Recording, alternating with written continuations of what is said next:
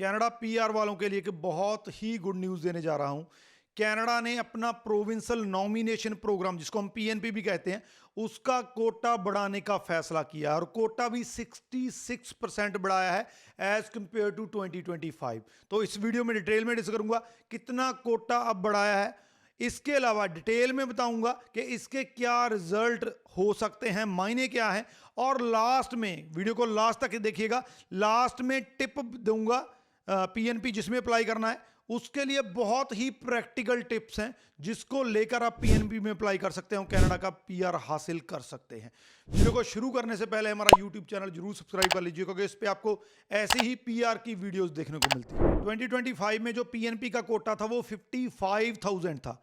2026 में यही कोटा जो है 91,500 है, यानी कि 66% इसको इंक्रीज किया गया है। अगर 2027 की बात करें तो 92,500 है। 2028 में भी ये है 92,500 है। तो कोटा पीएनपी का बढ़ा दिया गया है। अगर आप पीएनपी में फाइल लगाने वाले हैं, आपके चांसेस अब ज्यादा हैं कि आप पीआर हो सकते हैं। यह बड़ी बात है और बहुत ही खुशी की बात है। अब इसके मायने क्या हैं? सबसे पहला यह है कि प्रोविंसेस को बहुत बड़ी फ्रीडम मिल गई है, क्योंकि प्रोविंसेस के पास जितना नंबर कम होता है उतनी ही उनके पास फ्रीडम कम होती है कि वो अपने जिन कैंडिडेट्स को वो प्रोविंस में रखना चाहते हैं, पीआर देना चाहते हैं, उनको वो सिलेक्ट कर सके, नॉमिनेट कर सके।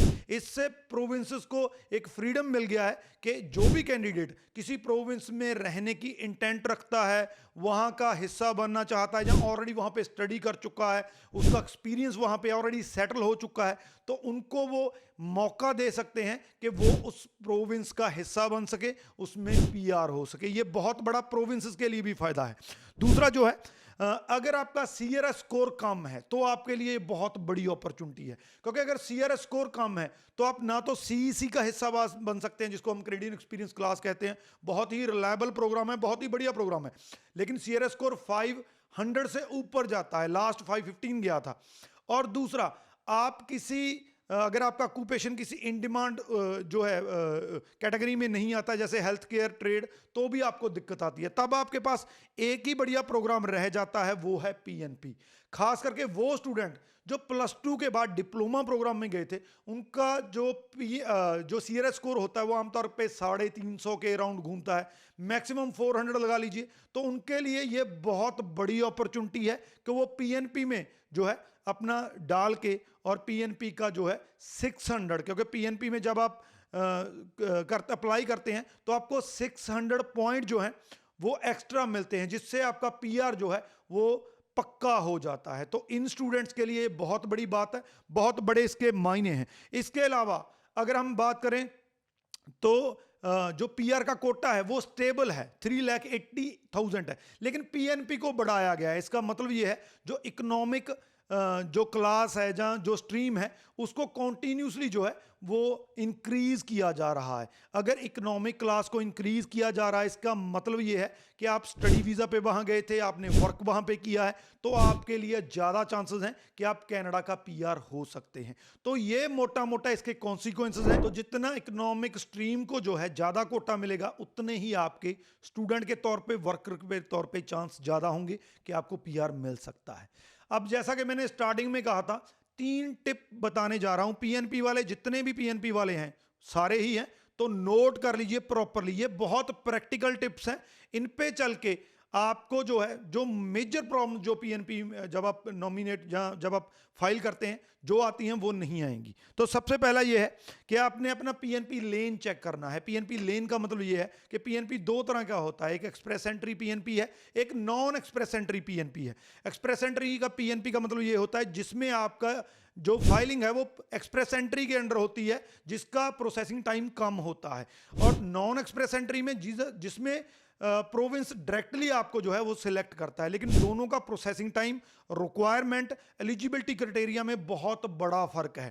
तो आपने पीएनपी, नॉन एक्सप्रेस एंट्री और एक्सप्रेस एंट्री में से चूज करना है, जिसमें भी आपका जो प्रोफाइल है वो फिट बैठता है, वही स्ट्रीम आपने चूज करनी है। सेकंड टिप जो है, आपने जब भी अपना प्रोविंस पिक करना है तो बहुत ध्यान से करना है। बहुत से स्टूडेंट मुझसे क्वेश्चन करते हैं कि अगर मैं आउटर प्रोविंस में शिफ्ट कर जाता हूं तो क्या मेरे पीआर के चांसेस बढ़ सकते हैं? तो इसका आंसर ये है कि प्रोविंस कोई भी हो, अगर आपकी इंटेंट वहां पे रहने की है, सेटल होने की है, अगर आपका ऑक्यूपेशन या एक्सपीरियंस जो है उसमें उसकी ज़रूरत है, वो इन डिमांड में है, तो आपके लिए बहुत बढ़िया चांसेस हो सकते हैं। तो आपने प्रोविंस जो है इन फैक्टर्स को देख के पिक करना है। और इसके अलावा आपने जो पीएनपी का आगे प्रोग्राम्स होते हैं उनको भी प्रॉपरली स्टडी करना है। उसके अंडर जिस भी प्रोग्राम के अंडर आपने अपनी फाइल लगानी है उसकी रिक्वायरमेंट्स, उसका एलिजिबिलिटी क्राइटेरिया चेक कर लेना है, ताकि आपको पता चल सके कि आपका प्रोफाइल जो है किसमें ज़्यादा फिट बैठता है। तो ये बहुत ही इंपॉर्टेंट पॉइंट है। और लास्ट में अपनी फाइल को रेडी रखना है, क्योंकि कई पीएनपी ऐसे होते हैं जिनकी सबमिशन डेट जो है वो बहुत शॉर्ट होती है, यानी कि जब उन्होंने कहा सबमिट करने की डेट बहुत कम मिलती है आपको। अगर आपका मान लीजिए आइल्स का जहाँ लैंग्वेज का टेस्ट अभी पेंडिंग पड़ा है, जहाँ कोई और डॉक्यूमेंटेशन पेंडिंग पड़ा है, मौके पे आपको वो डॉक्यूमेंटेशन जहाँ टेस्ट जो है वो क्लियर नहीं हो रहा है, तो आपको दिक्कत आ सकती है, वो मौका आपके हाथ से निकल सकता है। तो आपने अपनी फाइल जो है, जब प्रोफाइल अपना रेडी रखना है, जब भी आपको आवाज़ आए, जब भी पीएनपी ओपन हो, साथ के साथ आपने अपनी फाइल जो है वो डाल देनी है। तो ये बहुत इंपॉर्टेंट चीज़ें हैं जो आपने ध्यान में रखनी है। आमतौर पे स्टूडेंट्स को सिर्फ एक्सप्रेस एंट्री और पीएनपी जो दो वर्ड आते हैं, मैं बार बार कहता रहता हूं कि कनाडा का पीआर अब उतना आसान नहीं है। अगर आपको कनाडा में पीआर होना है तो एलिजिबिलिटी क्राइटेरिया और रिक्वायरमेंट्स को जानना होगा, अपने आप को प्रॉपरली एजुकेट करना होगा, सारी चीज़ों को समझना होगा। तो अगर आपने चीज़ों को समझना है, हमारी कोई हेल्प चाहिए, अपने प्रोफाइल को असेस करवाना है कि कौन से पीएनपी के अंडर आपका प्रोफाइल जो है वो बेटर सूट बैठता है, जहाँ वैसे भी कोई आपने इंक्वायरी करनी है कि कौन सी प्रोविंस में मैं शिफ्ट कर सकता हूँ, तो नंबर हमारे नीचे दिए गए हैं, सेम व्हाट्सएप नंबर है, आप इन पे कांटेक्ट कर सकते हैं। हमारी कोशिश रहेगी कि आपकी जितनी हेल्प की जा सके आपकी करेंगे। बाकी इस वीडियो के रिगार्डिंग कोई क्वेश्चन है तो नीचे लिख दीजिए, आपको आंसर मिल जाएगा। राजवी चहल, थैंक यू सो मच।